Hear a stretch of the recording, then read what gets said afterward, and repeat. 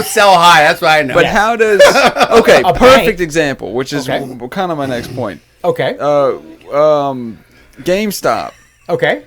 What the hell happened to GameStop? GameStop, they have what's called... Because isn't that a business that's like tanking right now? It is, because nobody's renting like Blockbuster was. Well, correct, because they had the stores. They had the literally brick and mortar stores that people go to. Well, today with kids, where they go, remember, I'm IT challenged. So a lot of kids today, when they want to go for the video games, they get them online.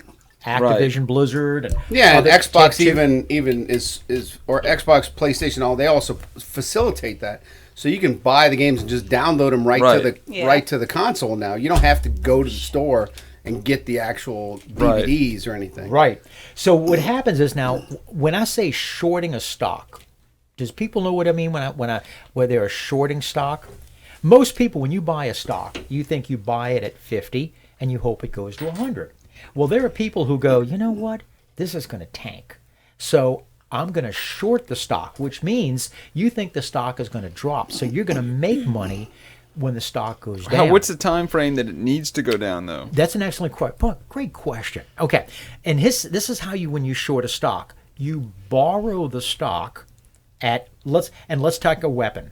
Okay, let's say I understand that M1 Thompsons are going to go on sale. They're normally $25,000, and I understand that I got somebody that's going to sell it for $20,000 or $18,000. Okay. So I'm going to borrow, Devin. I'm going to borrow your Thompson at $25,000, and I'm going to sell it and get $25,000, and then I'm going to buy it back at a later date at $18,000. Okay. Now, that's $7,000 difference I keep. Now, that's good, but what happens if all of a sudden I go wrong and the stock goes up? Well, I still have to buy the stock back, because I still got to give you your stock back. All right? I've got to give you your stock back. So I have to pay more. I sold it for $75, and I got to buy it back for $100. I've lost $25. Now, when you go to a brokerage house and you're signing, it's sort of like when you buy a house, you're signing, they're putting papers in front of you that you don't have no idea, but you're signing things. Okay. One of the papers that you sign that you don't actually have to, you don't have to do it, but something go, Devin, you need to sign this. Ginger, okay, you got to sign this. Frank, sign this paper. One of the papers is the agreement that you can loan out your stock. All right. You can loan it out. And let's say if I wanted to short, I use your stock, I sell it. Now, let's say you need stock. You're let's name a stock, DraftKings, okay? GameStop. Okay, let's say GameStop. A lot of the hedge funds, okay, especially there was one particular, they shorted it because they thought it was about $20, $15, $20 a share, and they thought it would go down to 5 or 3 or hopefully 2. So they were shorting it. Well, there's a website called Wall Street Bets. So they buy it in advance at 5? Is that what you're saying? No. What they do is they borrowed GameStop from like your account and Ginger's account and Devin's account, and then they sold it for $20. Now. Oh, and then rebought it, hoping that they're going to rebuy it at 5. I got because they sold it at 20. That's a pretty good explanation. And that $15 so spread. People figured out that they were doing that and wanted to stick it to them. And they wanted to, exactly. But how did they?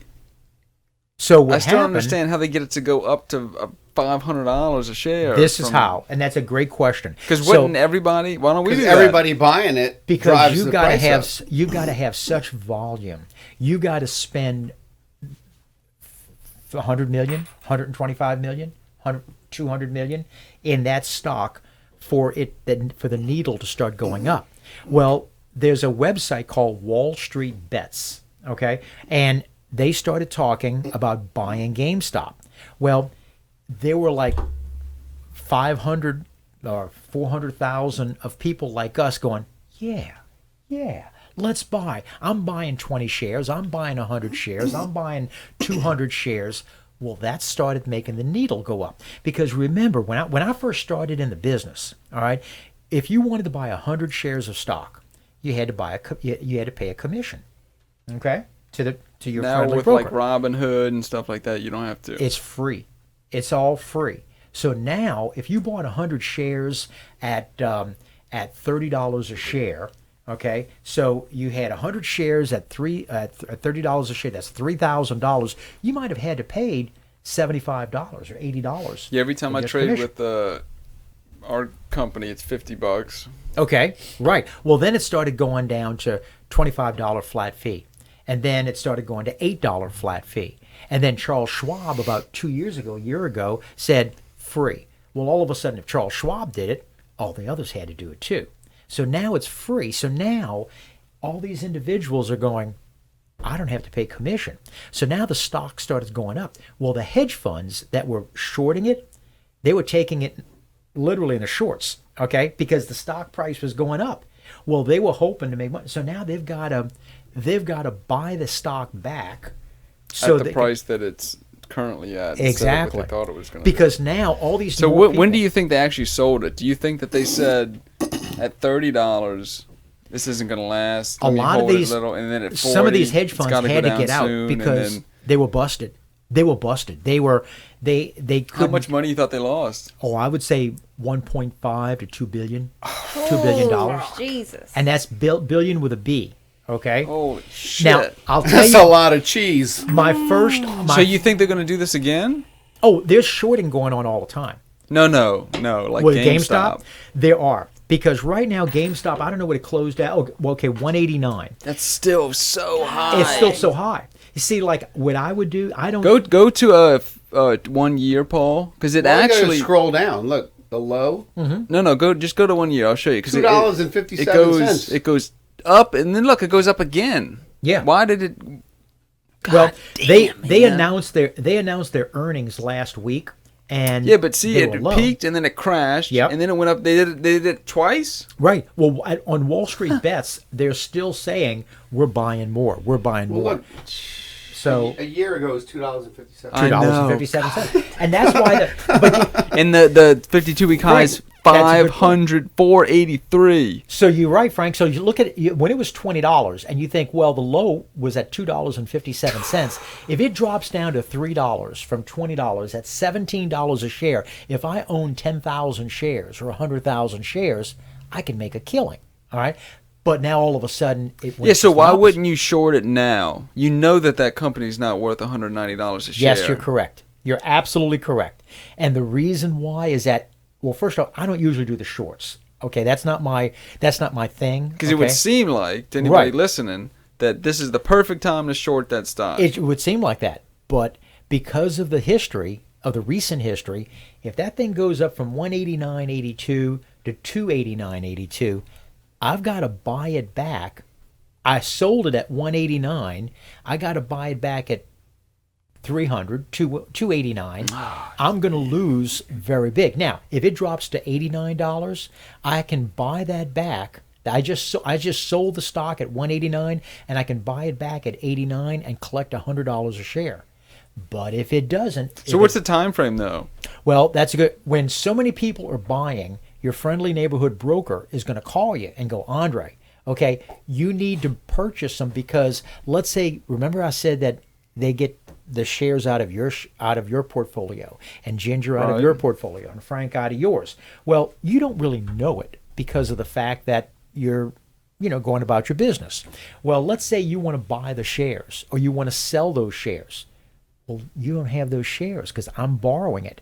So the broker calls me and goes, Ginger wants to sell her shares at $200. Okay, I need the 300 shares that Ginger had. I've got to purchase those right away. Well, when you purchase them, what happens? So they can call it in at any time. That seems like a rat ass thing to do. It is, and you see, you get caught in a racket. So, like, let's say if it's just 300, let's burn it down. Yeah, I will. Let's do it. I'll drink to that. But you see, now if it's just one person wants 300, they'll find it because they'll borrow those 300 from someone else's account. So is there like a computer that dictates the price of shares? Today things are so fast. Because I still don't understand how. Okay. I don't understand any of it. I don't even know who you are. I like to because maybe I miss, and if I like to know what. But how does the price get generated? I still don't understand. Like futures and all that. A lot of money in the last why week. it would be $189? Why DraftKings, which just signed with all of these... Frank's all drunk, eating pizza.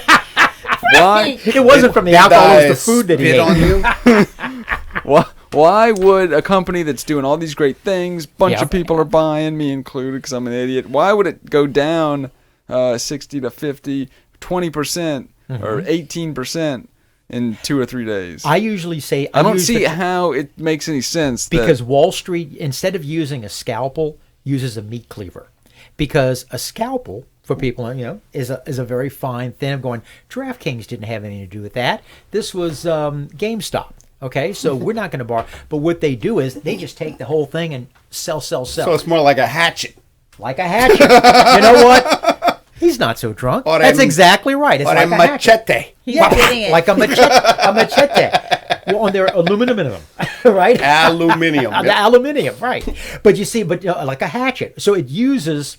So what you do is you can profit from that. So it usually trends throughout the entire market instead of in an individual... stock doing good or bad. Right. And that's why if you remember the last time... You're understanding a lot more than I am. I got money, man, in this. I've been drinking apple juice for the last hour. Too much apple juice, Frank. I'm trying to dig myself out of this fucking hole that I'm in. But Devin, remember when you and I were together last time, I said... You know what I did after you left? What did you do? Bought $4,500 worth of DraftKings? Oh, the pressure I have now. No, I think you're going to do okay. Because here's what you need to ask yourself. Do I need it like within the next 6 months? He's trying to short that shit. Yeah. Got He's you to buy it. your shit. Guess what Devin has? Dump it. Yeah, I need it in the next 12 to 18 hours. The movers are coming tomorrow. No, if you're, the moving van is at my house right now. But you're a young man. So let's say you're looking for a long term, that's going to be a good buy.